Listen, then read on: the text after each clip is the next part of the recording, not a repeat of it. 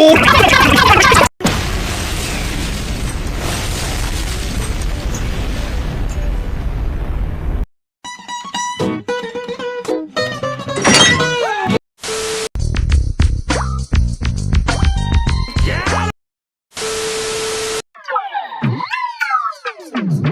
don't like your tone.